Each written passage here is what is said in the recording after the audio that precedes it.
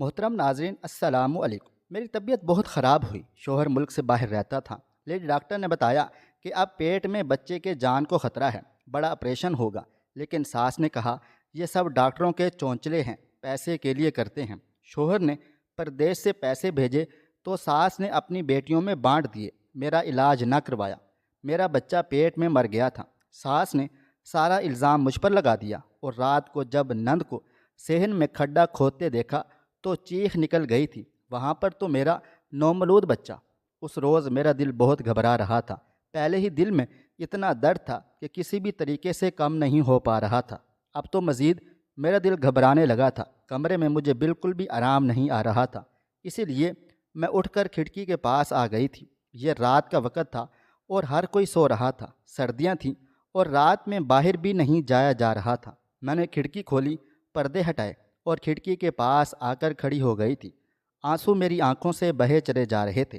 اپنی اولاد کو کھو دینے کا دکھ بہت زیادہ تھا، لیکن کیا کرتی، خدا کو جو منظور تھا وہ ہو گیا تھا۔ ہاں، اگر میری ساس وقت پر میرا علاج کرا لیتی تو شاید آج میرا بچہ زندہ و سلامت میرے پاس موجود ہوتا۔ میں یہی سوچے چلی جا رہی تھی اور سامنے دیکھے جا رہی تھی۔ سامنے صحن تھا اور صحن میں کسی کے ہونے کی آہٹ سنائی دے رہی تھی۔ اتنی رات کو آخر صحن میں کون ہو سکتا ہے؟ میں اپنا غم بھول کر بس اسی چیز پر ہی اپنی توجہ مرکوز کر دی تھی۔ کچھ دیر کے بعد مجھے روشنی سی دکھائی دی۔ مجھے اس روشنی میں سامنے ایک عورت دکھائی دے رہی تھی۔ وہ عورت کوئی اور نہیں بلکہ میری نند ہی تھی۔ اسے دیکھ کر تو میں حیران ہی رہ گئی تھی۔ یہ تو میری وہی نند تھی جو ہمارے پاس یہاں رہنے کے لیے آئی ہوئی تھی۔ میں غور سے دیکھنے لگی کہ آخر یہ یہاں پر کیا کر رہی ہے۔ اس وقت تبھی میری نظر اس کے ساتھ ہی پڑے بچے پر پڑی۔ یہ اس کا سب سے چھوٹا بیٹا تھا جو کہ 2 سال کا تھا۔ وہ کھڈا کھود رہی تھی۔ میرے کمرے میں مکمل اندھیرا تھا، اسی وجہ سے وہ مجھے دیکھ نہیں پا رہی تھی۔ میرے تو پیروں تلے سے زمین ہی نکل گئی تھی اور میں حیران و پریشان یہ سب کچھ دیکھ رہی تھی۔ آخر وہ یہ کھڈا کیوں کھود رہی ہے؟ میرا تو کلیجہ تب پھٹنے لگا جب میں نے اسے ایسا کام کرتے دیکھا جو کوئی بھی نہیں کر سکتا تھا۔ میرا دل پہلے ہی بہت گھبرا رہا تھا۔ یہ سب کچھ دیکھ کر تو میرے پیروں تلے سے زمین ہی نکل گئی تھی۔ میں جلدی سے کھڑکی بند کر دی اور اپنے بیڈ پر بیٹھ کر اپنے منہ پر ہاتھ رکھ کر چیخنے چلانے لگی، روکنے لگی چیخیں۔ میری آنکھوں سے آنسو فر فر بہنے لگے۔ میں اپنے ماں باپ کی اکلوتی بیٹی تھی۔ ماں باپ نے مجھے بڑے ہی نازوں سے پالا پوسا تھا، میری ہر خواہش پوری کی تھی، لیکن یہ بہت کم عرصے تک ہی تھا، کیونکہ جب میں 16 سال کی ہوئی تو میرے ماں باپ ایک روڈ ایکسیڈنٹ میں جان کی بازی ہار گئے تھے۔ تب میری زندگی بالکل ختم ہو گئی تھی۔ میں بہت زیادہ ڈپریشن میں چلی گئی تھی۔ میرے پاس سوائے پیسوں کے اور کچھ بھی نہ بچا تھا۔ اتنے بڑے بنگلے میں میں اکیلی ہو گئی تھی۔ میرے چاچو اور چاچی آ کر میرے پاس رہنے لگے تھے۔ وہ آہستہ آہستہ ہماری جائیداد کو لے کر بہت زیادہ لالچ میں آ گئے تھے، اس لیے تو وہ میرے پاس ہی رہنے لگے۔ آہستہ آہستہ انہوں نے اپنے بچوں کو بھی یہاں پر بلا لیا تھا، اور اب میں اس گھر میں اس طرح ہو گئی تھی کہ مجھے لگتا تھا جیسے میں اس گھر میں مہمان ہوں اور اس گھر کے مالک وہی ہیں۔ خیر، میرے دل کو یہ چیزیں بالکل نہیں لبھاتی تھیں۔ میرا دل اب امی ابو کی وفات کے بعد بہت غمگین سا ہو گیا تھا، بہت اداس رہتی تھی۔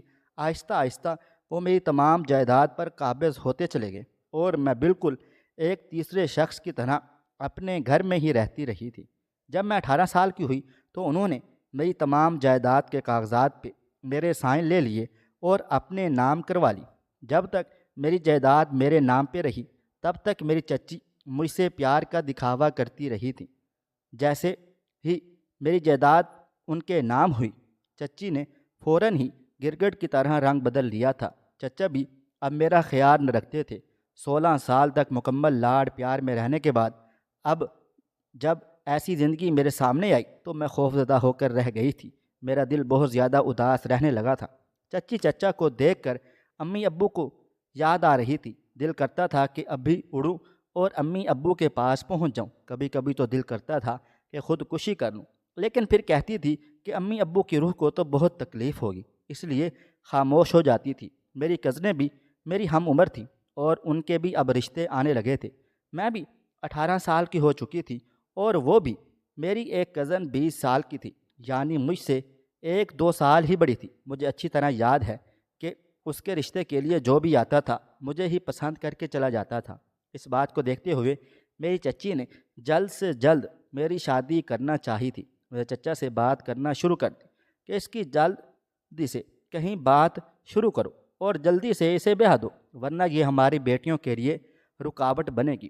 اتنے اچھے اچھے رشتے آتے ہیں، اب بھلا میں اس کا کیسے کر دوں؟ وہاں پر میرے چچا بھی پھر بھی اپنے اندر کچھ احساس لیے ہوئے تھے۔ وہ کہنے لگے کہ دیکھو نجمہ، ایسا مت کرو، وہ یتیم بچی ہے اور اس کا ہمارے علاوہ کوئی بھی نہیں ہے، ابھی وہ کافی چھوٹی ہے، اسے 20-22 سال کا تو ہونے دو۔ لیکن میری چچی جان نے ضد باندھ لی تھی کہ اس کی شادی جلد سے جلد کرا دی جائے، ورنہ ہماری بیٹیاں بیٹھی رہ جائیں گی۔ چچا کے سامنے ویسے بھی چچی کی ہی چلتی تھی، اسی وجہ سے چچا نے میرا رشتہ ڈھونڈنا شروع کر دیا تھا۔ اللہ اللہ کر کے ایک رشتہ ملا تھا اور وہ لڑکا بیرون ملک رہتا تھا۔ اس کی شفٹیں بدلتی رہتی تھی، کبھی وہ دبئی ہوتا، کبھی وہ سعودیہ ہوتا، کبھی عمان ہوتا، کبھی کہیں اور کبھی کہیں، یوں مسلسل وہ ایک ہی ملک میں نہیں رہتا تھا۔ پاکستان میں اس کا آنا بہت مشکلوں سے ہوتا تھا۔ اس کی بہنیں 4 تھیں اور چاروں بہنیں شادی شدہ تھیں، جو کہ اس لڑکے سے بڑی تھیں۔ اس لڑکے کا نام احمد تھا۔ جن دنوں میرے چچا میرا رشتہ ڈھونڈ رہے تھے، انہی دنوں ہمارے ہاں ایک رشتہ آیا۔ یہ خصوصی طور پر میرے لیے ہی آیا تھا۔ وہ لڑکا کافی سلجھا ہوا تھا اور بیرون ملک میں سیٹل بھی تھا۔ ان دنوں چھٹیاں آیا ہوا تھا۔ میرے چچا جان نے ایک رشتہ کروانے والی سے کہہ کر رکھا تھا کہ وہ کوئی اچھے گھر کا رشتہ ہو تو میرے لیے لے کر آئے۔ انہی دنوں وہ عورت وہ رشتہ لے کر آئی تھی۔ ان کا گھر کوئی اتنا بڑا نہیں تھا، گھر چھوٹا سا تھا اور گھر میں اتنے افراد بھی نہ تھے۔ 4 نندیں تھیں جو پہلے ہی شادی شدہ تھیں، اب ایک ماں اور ایک بیٹا ہی تھے۔ بیٹا بیرون ملک رہتا تھا اور ماں گھر میں اکیلی رہتی تھی، اسی وجہ سے اس نے شادی کا فیصلہ کر لیا تھا۔ ماں نے اپنے بیٹے کی منتیں کر کے اس کی شادی کروانے کا فیصلہ کیا اور اس کے لیے رشتہ ڈھونڈنے لگ گئی تھی۔ اتفاق سے انہیں ہمارے گھر میں رشتہ کروانے والی عورت لے آئی تھی۔ رسمی گفتگو کے بعد جب انہیں پتہ چلا کہ لڑکا بھی اچھا ہے اور گھر بار بھی اچھا خاصا ہے، زیادہ لوگ بھی نہیں ہیں، تو میرے چچا جان نے ہاں کر دی اور پھر میری چٹ منگنی اور پٹ بیاہ والا سین ہوا، کیونکہ لڑکے کو کچھ دنوں کی چھٹیاں تھیں اور اس کے بعد اس نے پھر سے واپس جانا تھا۔ میں نے خاموشی سے چچا کی بات پر سر جھکا دیا اور شادی ہو کر اپنے سسرال سے آ گئی تھی۔ میرے شوہر پہلی رات ہی بہت اچھے ثابت ہوئے تھے۔ انہوں نے مجھ سے کہا تھا کہ میں کوشش کروں گا کہ تمہیں وہ ہر خوشی دے سکوں جس کی تمہارے دل کو چاہ ہے، لیکن اس کے بدلے تمہیں میری ماں کا بہت زیادہ خیال رکھنا ہوگا اور اس کے پاس یہیں رہنا ہوگا۔ پہلے تو کہا گیا تھا کہ وہ لڑکا مجھے ساتھ ہی باہر لے جائے گا، لیکن ایسا کچھ بھی نہیں ہوا تھا۔ اس نے مجھ سے شادی اپنی ماں کا اکیلا پن دور کرنے کے لیے کی تھی اور شادی کے 2 ہفتے بعد وہ ایک بار پھر سے بیرون ملک چلا گیا تھا اور اپنے پیچھے مجھے یوں اکیلا چھوڑ گیا تھا۔ میری ساس پہل تو بہت اچھی تھی، لیکن جو وقت گزرتا گیا وہ اپنا رنگ بدلتی گئی اور پھر وہ ایک روایتی ساس ہی بن گئی تھی۔ شوہر کے چلے جانے کے کچھ دنوں بعد ہی میری طبیعت خراب رہنے لگی، مجھے چکر آنے لگے اور ابکائیاں آنے لگیں۔ میرا بی پی بھی ہمیشہ لو ہی رہنے لگا تھا۔ ڈاکٹر کو چیک اپ کروایا تو اس نے بتایا، مبارک ہو، آپ ماں بننے والی ہیں۔ یہ خبر سن کر تو میں خوشی سے کھل اٹھی تھی۔ میرے شوہر کی کال آئی تو میں نے اسے بہت امید سے یہ بات سنائی تو وہ بھی بہت زیادہ خوش نظر آنے لگا۔ اس نے کہا کہ اپنا بہت سارا خیال رکھنا۔ اس کے بعد اس نے اپنی ماں سے بات کی تو اپنی ماں سے بھی نصیحتیں کرنے لگا کہ طوبہ کا بہت خیال رکھنا ہے۔ لیکن میری ساس ایک روایتی ساس بن چکی تھی، انہیں مجھ سے کوئی سروکار نہ تھا، انہیں بس اپنا اکیلا پن دور کرنا تھا اور کاموں کے لیے مجھے نکرانی بنایا تھا چاہیے تھی، اسی وجہ سے وہ مجھے بیاہ کر لائی تھی۔ اس بات کا پتہ چلنے کے بعد بھی وہ گھر کے کاموں کو ہاتھ نہ لگاتی تھی۔ گھر کے کمروں کی صفائیوں سے لے کر سالن بنانے تک اور کپڑے دھونے استری کرنے کا تمام کام میرے ذمے تھا۔ میری کمر میں ہمیشہ درد رہتا اور اکثر پیٹ میں بھی درد اٹھنے لگتا تھا، چکر بھی بہت زیادہ آتے تھے اور میں اکثر اپنی ساس سے کہتی تو وہ کہتی کہ تم کوئی انوکھی ہو جو بچہ پیدا کر رہی ہو، ہم نے بھی تو اتنے بچے پیدا کیے ہیں، ہمیں تو کبھی کچھ نہیں ہوا، ہم تو سارا دن بھی کام کرتے تھے اور بچے بھی جنے، ہم نے، تم کوئی انوکھی ہو، خاموشی سے کام کرو۔ جب میرے شوہر کو کال آتی تو مجھ سے بات نہ کرنے دیتی، کہتی کہ وہ سو رہی ہے، حالانکہ میں کچن میں کام کر رہی ہوتی۔ میرا دل بہت کرتا کہ میں احمد سے بات کروں، لیکن میری بات مہینوں میں صرف ایک دو بار ہی ان سے ہو پاتی، اور وہ بھی 2 منٹ کے لیے سلام دعا تک ہی۔ اپنے شوہر سے تو میں یوں دور ہو چکی تھی جیسے کہ میری کبھی شادی ہوئی ہی نہ ہو، جیسے وہ بہت انجان ہو۔ وہ بھی اکثر اپنی ماں کو کہا کرتا تھا کہ میری توبہ سے بات کروا دو، لیکن وہ بات نہیں کرواتی تھی، کوئی نہ کوئی بہانہ بنا ہی دیتی تھی۔ میرا دل ہر طرح سے صاف ستھرا تھا، اور میں اپنی ساس کی اپنے دل سے خدمت کیا کرتی تھی۔ میری ساس تو مجھ سے بہت دور ہو چکی تھی۔ اب میں انہی میں اپنی ماں ڈھونڈنے کی کوشش کرتی، لیکن وہ تو ساس تھی، مجھے بہو ہی سمجھتی۔ انہوں نے کبھی مجھے اپنی بیٹی نہ سمجھا تھا۔ جب بھی میری نندیں گھر آتی تو میرا تو جینا ہی محال ہو جاتا تھا۔ بات بات پر تانے دیتے اور ٹوکنے لگتی۔ اگر جلدی جلدی کام کرنے کی کوشش کرتی تو کہتی کہ اپنے بچے کا خیال نہیں، آرام سے کام کیا کرو، اور اگر آرام سے کام کرتی اور کام میں دیر ہو جاتی تو کہتی کہ تمہارے ہاتھوں کو کیا ہوا ہے؟ کیا تمہارے ہاتھ ٹوٹے ہوئے ہیں جو کام میں اتنی دیر لگا دی؟ تم نے گھر گھر نیا تھا، لوگ بھی نئے تھے، مجھے سمجھ نہیں آتی تھی کہ میں کیا کروں۔ اپنے شوہر کے لیے خاموش تھی، میکے جانے کے لیے دل ہی نہیں کرتا تھا۔ جو میکا تھا وہ نہ ہونے کے برابر تھا۔ اپنے ماں باپ تو رہے ہی نہیں تھے، چچا چچی تھے جنہوں نے میری تمام جائیداد اپنے نام کروا لی تھی اور مجھے یوں ہی کسی کے ساتھ باندھ دیا تھا۔ پہل تو دل بہت خوش ہوا کہ اب اپنا گھر ہوگا اور آزادی سے وہاں پر رہوں گی، لیکن یہاں پر بھی وہ سب کچھ ناپید تھا۔ ہمیشہ روتی، آنسو بہاتی رہتی اور اپنے ماں باپ کو یاد کیا کرتی تھی۔ جب کبھی درد بہت زیادہ ہوتا تب اپنی ساس سے کہتی کہ مجھے ڈاکٹر کے پاس لے چلیں، لیکن وہ کوئی نہ کوئی بہانہ بنا دیتی۔ ایک دن یوں ہی کام کرتے کرتے میں بے ہوش ہو گئی تھی۔ اس روز میری کمر میں اور میرے پیٹ میں بہت زیادہ درد تھا، اتنا درد کہ مجھ سے چلا بھی نہیں جا رہا تھا۔ میں نے اپنی ساس سے کہا کہ مجھے ڈاکٹر کے پاس لے جائیں، تو اس نے مجھے کہا کہ تم کام ختم کر لو، بعد میں لے جاؤں گی۔ ابھی میں کام کرنے ہی لگی تھی کہ بے ہوش ہو گئی۔ جب مجھے ہوش آیا تو میری ساس میرے ساتھ ہی بیٹھی تھی اور میں ہسپتال میں تھی۔ ڈاکٹر بھی ہمارے ساتھ ہی کھڑی تھی۔ مجھے ہوش میں آتے دیکھ کر مسکرانے لگ گئی تھی اور کہنے لگی کہ اب کیسی طبیعت ہے تمہاری؟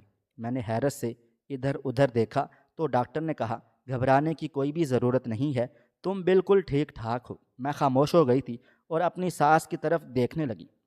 وہ اپنے ہاتھ میں ہمیشہ کی طرح تسبیح لیے میرے ساتھ ہی بیٹھی تھی۔ میں یہ دیکھ کر حیران ہوئی، وہ نہ جانے وہ مجھے ہسپتال کیسے لے کر آئی تھی، جبکہ میں تو بے ہوش ہو چکی تھی۔ خیر ڈاکٹر نے میرے سامنے ہی یہ بات کر ڈالی تھی کہ آپ لوگ جلد سے جلد 5 لاکھ کا انتظام کریں، کیونکہ بچی کے پیٹ میں بچہ الٹا ہے اور بڑے آپریشن سے ہمیں یہ بچہ نکالنا ہوگا، ڈلیوری کا وقت قریب ہے۔ جبکہ میری ساس کہنے لگی نہیں، مجھے یہاں سے ڈلیوری نہیں کروانی، ایسے ہی خواہ میں آپ لوگ بچوں کو تکلیف دیتے ہو، اور ایسے کچھ ہوتا بھی نہیں، اور تم لوگ خواہ کی بیماریاں اور خواہ کے وسوسے اور وہمیں پال لیتے ہو، ایسا کچھ بھی نہیں ہے۔ میں اپنی بہو کو لے کر سرکاری ہسپتال جاؤں گی۔ اس کی یہ بات سن کر ڈاکٹر نے مسکرا کر کہا جیسے آپ کی مرضی، ہمارا تو فرض تھا کہ جو بات ہے ہم آپ کو صحیح بتا دیں۔ خیر ٹھیک ہے، آپ کو جہاں بہتر لگے آپ اپنی بہو کو وہیں لے جا کر لے جائیں، لیکن آپ کو یہ پتہ ہونا چاہیے کہ اس طریقے سے آپ کی بہو اور آپ کے پوتے کی جان کو خطرہ ہو سکتا ہے۔ بچی ابھی کم عمر ہے اور اس میں خون کی بھی بہت زیادہ کمی ہے، اوپر سے پیٹ میں بچہ بھی الٹا ہے، آپ کو احتیاط کرنی چاہیے۔ اس کی یہ بات سن کر میری ساس نے مجھے کہا مجھے سب پتہ ہے، میں نے بھی اتنے بچے ایسے ہی پیدا نہیں کر لیے، میں سب کچھ جانتی ہوں، سمجھتی ہوں۔ ہمارے ہاں تو دائیاں ہوتی تھیں اور گھر میں ہی ہم بچہ پیدا کرتے تھے۔ یہ تو تم لوگ ہو، نئی نسل کے لوگوں کو پتہ نہیں کیا سے کیا ہو گیا ہے کہ ڈاکٹر کے بغیر ان کے بچے ہی پیدا نہیں ہوتے۔ اٹھو توبہ، چلو میرے ساتھ۔ یہ کہہ کر انہوں نے مجھے اٹھایا اور اپنے ساتھ لے کر جانے لگی۔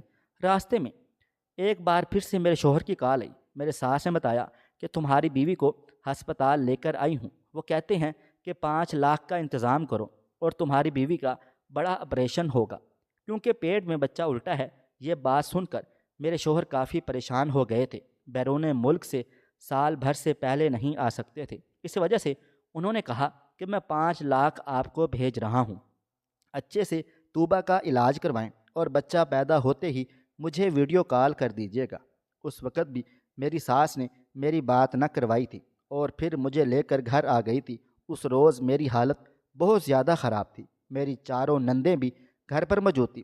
کچھ ہی گھنٹوں بعد امی جان کو پیسے موصول ہو گئے تھے اور 5 لاکھ امی نے جلدی سے کیش کروایا اور اپنی بیٹیوں کے ہاتھوں میں رکھ دیا، کیونکہ جیسے ہی میری نندوں کو پتہ چلا تو وہ کہنے لگی، نہیں امی جان، ایسے ہی یہ سب بہانے کر رہی ہے، کچھ بھی نہیں ہے، آپ کچھ پیسے مجھے دے دیجئے، میرے بچوں کے سردیوں کے کپڑے نہیں ہیں، میں لے لوں گی۔ دوسری کہنے لگی، امی جان، مجھے بھی پیسوں کی ضرورت ہے، بھائی جان تو ویسے بھی کما رہے ہیں، آپ ان سے کہہ دیجئے گا کہ اور بھیج دیں گے، میں اپنے لیے ایک اے سی خریدنا چاہتی ہوں۔ میری ساس نے کچھ پیسے اسے دے دیے تھے، کچھ پیسے دوسری بیٹیوں کو دے دیے اور میرے لیے کچھ بھی نہ بچا۔ ساری رات بہت بے چینی میں اور درد میں بہت تکلیف ہو رہی تھی۔ دوسرے روز صبح میری ساس مجھے لے کر سرکاری ہسپتال چلی گئی۔ یہاں آ کر پتہ چلا کہ بچہ پیٹ میں ہی مر گیا ہے اور اس کا زہر پھیل رہا ہے اور جلد سے جلد آپریشن کرنا ہوگا۔ یوں جلد سے جلد میرا آپریشن ہو گیا اور میرا بچہ میرے پیٹ میں ہی مر گیا تھا۔ پہلے جو دکھ جھیل چکی تھی، اب یہ دکھ مجھ سے جھیلا نہیں جا رہا تھا۔ مجھے تو صرف اپنے بچے کی امید تھی، کیونکہ مجھ سے پیار کرنے والے ماں باپ پہلے ہی اس دنیا سے جا چکے تھے۔ میرا شوہر مجھے اپنا بنا کر ایک بار پھر سے بیرون ملک چلا گیا تھا اور اس کے بعد اب تک میرا اس سے کوئی رابطہ تک نہ ہوا تھا۔ اب میرے پاس واحد امید میرا بچہ تھا، اور وہ بھی میری ساس نے میرے ساتھ ایسی زیادتی کر کے وہ بھی مجھ سے چھین لیا تھا۔ جب یہ بات پتہ چلی تو میری ساس اپنا سر پیٹنے لگی اور کہنے لگی، سراسر اسی کی غلطی ہے، اس نے اپنا خیال نہیں رکھا اور دیکھو اب کیا سے کیا ہو گیا ہے۔ جلدی سے بیٹے کو فون کیا اور اسے میرے خلاف بھڑکانے لگ گئی تھی۔ میں یہاں اپنے بچے کے کھو دینے کا غم برداشت نہیں کر پا رہی تھی۔ آنسو تھے کہ میری آنکھوں سے رک ہی نہیں رہے تھے اور میرا دل تھا کہ شدت درد کی وجہ سے دکھ رہا تھا، میرے آنسو بہے چلے جا رہے تھے۔ یہ بات سن کر نہ جانے میرے شوہر نے کیا کہا اور پھر کال بند ہو گئی تھی۔ میری ساس نے یہ سارے کا سارا الزام مجھ پر لگا دیا اور پھر 2 دن کے بعد ہسپتال سے مجھے ڈسچارج کر دیا گیا تھا۔ یوں میں گھر آ کر بھی سارا دن اسی غم میں ہی اداس رہی کہ میرا بچہ پیدا ہونے سے پہلے ہی اس جہان فانی سے رخصت ہو گیا ہے۔ مجھے تو صرف اپنے بچے کا ہی سہارا تھا۔ میں ساری رات روتی رہی، سارا دن روتی رہی، اور پھر جب دوسری رات ہوئی تو میرا دل گھبرانے لگا تھا۔ سردی بہت زیادہ تھی، اس لیے میں باہر نہیں جا سکتی تھی۔ میں نے اپنے کمرے کا بلب بھی بجھا دیا تھا۔ میں جلدی سے اٹھ کر جیسے ہی اپنی کھڑکی کے پاس آئی تو میری جان ہی نکل گئی تھی۔ میں کھڑکی بند کر کے اپنی چیخیں روکنے لگی، لیکن چیخیں تھیں کہ میرے منہ سے خود بخود ہی باہر آ رہی تھیں۔ آخر ایسا کیا ہو گیا تھا؟ میں نے تو ایسا نہیں چاہا تھا، شاید میرا بدلہ میرے خدا نے لیا تھا۔ میں اپنے بیڈ پر بیٹھ کر اپنے تکیے کو اپنی گود میں لے کر زور سے پکڑ کر رونے لگی۔ میں باہر جا کر دیکھنا چاہتی تھی کہ آخر کیا ہو رہا ہے، لیکن میں نہیں جانا چاہتی تھی۔ پہلے بھی جو کام میں نے کیا تھا، میری ساس نے اس کا الزام مجھ پر لگا دیا تھا، کہیں ایسا نہ ہو کہ اس بار بھی اس بات کا الزام مجھ پر ہی لگا دے۔ میں نے اپنے کمرے کی کنڈی زور سے لگا دی اور اپنے کمرے کی لائٹ تو میں پہلے ہی بجھا چکی تھی۔ اب کیا کرتی؟ ڈر بھی مجھے بہت لگ رہا تھا اور مجھے سمجھ بھی نہیں آ رہی تھی کہ میں کیا کروں۔ تبھی میرا دروازہ زور زور سے بجنے لگا۔ میں تڑپ اٹھی تھی۔ مجھے لگ رہا تھا کہ شاید اس بار بھی مجھ پر ہی کوئی نہ کوئی الزام آ جائے گا اور نہ جانے اب کیا سے کیا ہوگا۔ اور میری نند یوں صحن میں کھڈا کیوں کھود رہی تھی۔ میری ٹانگیں بھی کانپنے لگیں اور میرے آنسوؤں میں مزید روانی آ گئی تھی۔ میرا دل زور زور سے دھڑکنے لگ گیا تھا۔ دروازہ تھا کہ بجا ہی جا رہا تھا۔ میں نے اٹھ کر دروازے کے پاس آ کر جانچنا چاہا کہ کون ہے باہر، لیکن مجھے سمجھ نہیں آ رہی تھی کہ کون ہے۔ تبھی میں نے آواز دی اور کہا، کون؟ تو جو آواز میرے کانوں میں پڑی اس سے تو میں شدر ہی رہ گئی تھی۔ مجھے یقین ہی نہ آیا کہ یہ اسی انسان کی آواز ہے۔ یہ کوئی اور نہیں بلکہ میرے شوہر تھے۔ مجھ سے کہنے لگے، طوبہ جلدی سے دروازہ کھولو، میں ہوں احمد۔ میں نے دروازہ کھولا۔ وہ جلدی سے اندر آئے اور اپنا بیگ تقریباً پھینکنے والے انداز میں بیڈ پر پھینکا اور جلدی سے میری طرف بڑھے، میرے کندھوں سے پکڑ کر مجھ سے کہنے لگے، تم ٹھیک تو ہو نا؟ میری آنکھوں سے آنسو مزید تیزی سے بہنے لگے۔ میں باہر کھڑکی کی طرف دیکھ رہی تھی اور میرے شوہر میری طرف ویسے ہی دیکھ رہے تھے، جبکہ میں اپنے شوہر کو یوں اپنے ساتھ دیکھ کر بہت زیادہ حیران و پریشان رہ گئی تھی۔ میرے شوہر کو اس ساری حقیقت کا پتہ چل چکا تھا۔ وہ مجھ سے کہنے لگا کہ چلو باہر چلو۔ میں نے کھڑکی کی طرف اشارہ کیا تو وہ میری بات کو سمجھ گئے تھے۔ کہنے لگے، میں سب جانتا ہوں، تم میرے ساتھ چلو۔ وہ میرا ہاتھ پکڑ کر مجھے باہر لے آئے۔ یہ وہی جگہ تھی، صحن میں ابھی تک میری نند اپنے بچے کو لیے اسی کھڈے کے پاس بیٹھی تھی۔ میری ساس بھی اسی کے ساتھ ہی کھڑی تھی۔ یہ سب کچھ دیکھ کر تو میرا کلیجہ منہ کو آنے لگا تھا۔ وہ 2 سال کا بچہ زمین پر بے سوس سا پڑا تھا۔ اس کی ماں ساتھ ہی یوں بیٹھی تھی جیسے بالکل بے جان ہو، جیسے بالکل ہی گوشت کا لوتھڑا ہو۔ میں نے دیکھا تو میں نے کہا، آپا یہ کیا ہوا؟ یہ سب کیا ہو رہا ہے؟ تبھی میری ساس نے میری طرف دیکھ کر کہنے لگی، مجھے معاف کر دو بیٹا، یہ سب کچھ میری ہی غلطی ہے، میرے ہی کرموں کا صلہ ہے۔ میں نے تمہارے ساتھ کیا واپس میرے ساتھ ہو گیا۔ اس وقت اگر میں وہ 5 لاکھ اپنی بیٹیوں کے حوالے نہ کرتی تو شاید اس وقت میرے ہاتھوں میں میرا پوتا ہوتا، تمہارے ہاتھوں میں تمہارا بیٹا ہوتا، اور یہ بھی اپنے بچے کے ساتھ خوش ہوتی۔ اب دیکھو نا، اس کا بچہ بھی اس دنیا میں نہیں رہا۔ سب سے پہلے اسی نے کہا تھا نا کہ مجھے اپنے بچوں کے لیے سردی کے کپڑے لینے ہیں۔ اب دیکھو خدا نے کیا کیا کیا ہے۔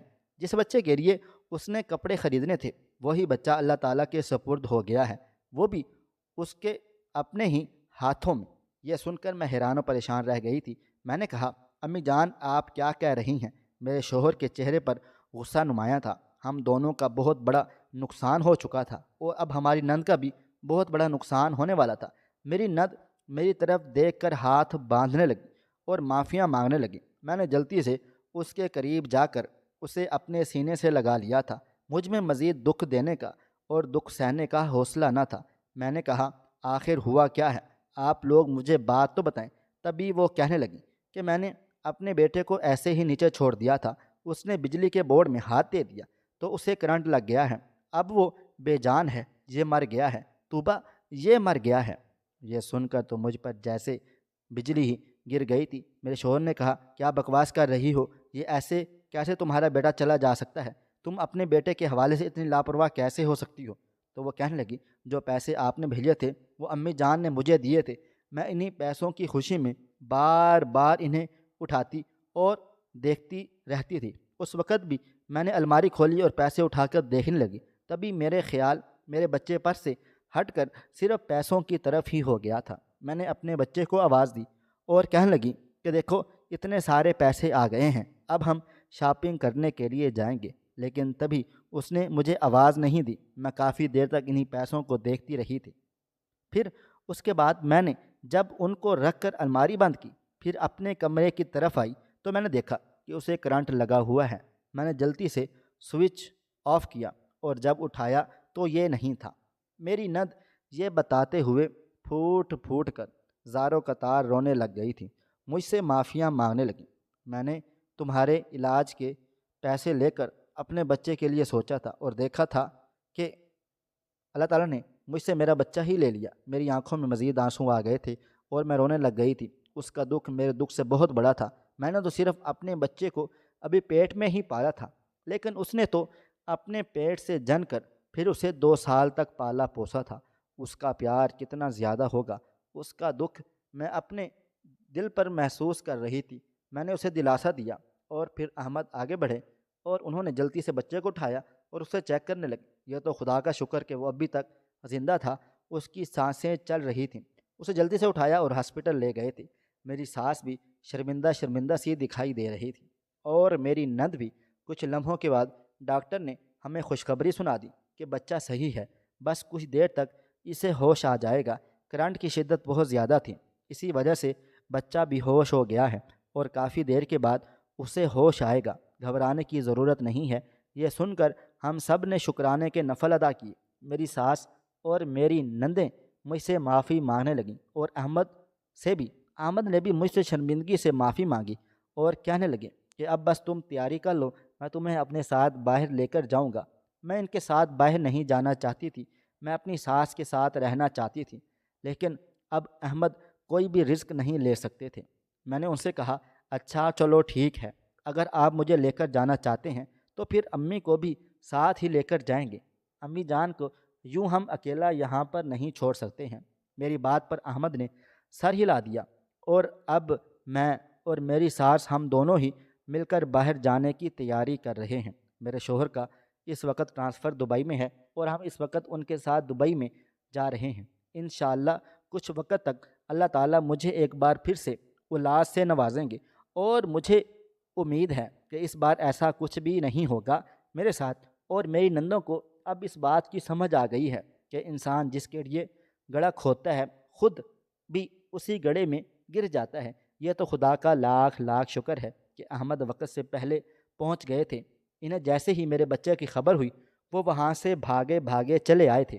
انہوں نے امی جان سے کوئی بات نہیں کی تھی، اور یہاں آ کر وقت پر انہوں نے بچے کو بھی بچا لیا تھا، ورنہ اگر بچے کو اس کھڈے میں اس کی ماں دفن کر دیتی تو شاید وہ بچہ بھی مر ہی جاتا۔ اللہ تعالیٰ نے اس بچے کو اپنی حفاظت میں رکھا، اور اب خدا کرے کہ اب مجھے بھی ایک صحت مند زندگی والا بچہ عطا کرے تاکہ میں اپنی زندگی میں خوش ہو سکوں۔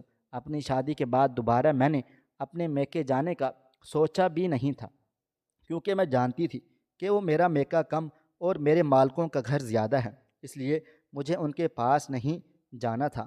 خدا نے مجھے اسی زندگی میں ہی جنت دے دی تھی۔ میری ساس جیسی ماں میرے ساتھ تھی، اور میرے پیار و محبت کرنے والے شوہر بھی میرے ساتھ تھے۔ مجھے اور بھلا کس چیز کی فکر ہونی تھی؟ اب میں خدا کا شکر ادا کرتی ہوں کہ اللہ تعالیٰ نے مجھے اتنے اچھے لوگوں میں بھیجا۔ میری ساس کو اب اپنی غلطیوں کا احساس ہو گیا ہے، اور اب کبھی بھی مجھے ویسی غلطی کا نشانہ نہیں بنا سکتی ہیں۔ اب وہ مجھ سے بالکل ایک ماں کی طرح پیار کرتی ہیں، اور احمد تو ویسے بھی مجھ سے بہت زیادہ پیار محبت کرتے ہیں۔ اب میری بس یہی دعا ہے کہ اللہ تعالیٰ مجھے جلد سے جلد ایک بچہ عطا کرے، اور میری اس طرح ایسے دکھ درد سے گزرنے والی ہر عورت کو جو ایک اولاد کی نعمت سے منتظر ہے۔ کسی بھی مرد کی زندگی اولاد ہونے سے پہلے تک ہوتی ہے، پھر جیب میں پیسے ہونے کے باوجود مرد اپنے لیے نئے کپڑے اور جوتے وغیرہ نہیں خریدتا، وہ اپنی اولاد کی ہر خواہش پورا کرنے کے لیے جیتا ہے۔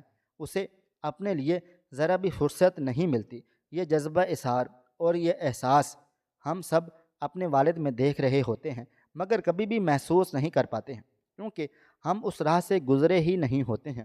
پھر جب ہم پہ وہ وقت آتا ہے تو ہمیں احساس ہوتا ہے کہ ہمارے والدین نے کس قدر لاڈ پیار اور محبت سے ہمیں پالا پوسا ہے، اور ہمارے لیے کتنا سیکریفائز کیا ہوتا ہے۔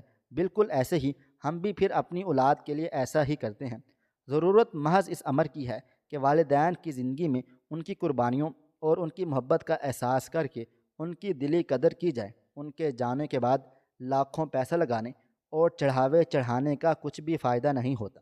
خدا سب کو ان کے والدین کی قدر کرنے کی توفیق عطا فرمائے، اور سب کی اولاد کو ان کا فرما بردار بنائے۔ والدین کے ساتھ حسن سلوک فرض بھی ہے اور قرض بھی۔ فرض آپ کو جنت میں لے جائے گا، اور قرض آپ کی اولاد آپ کو چکائے گی۔ والدین کی ضرورتوں کا اس طرح سے خیال رکھیں کہ انہیں تم سے کچھ مانگنا بھی نہ پڑے۔ مانگنے سے تو فقیروں کو بھی مل جاتا ہے۔ والدین کی ضرورت جتنی ہمیں بچپن میں ہوتی ہے، اتنی ہی ضرورت ان کو بڑھاپے میں ہماری ہوتی ہے۔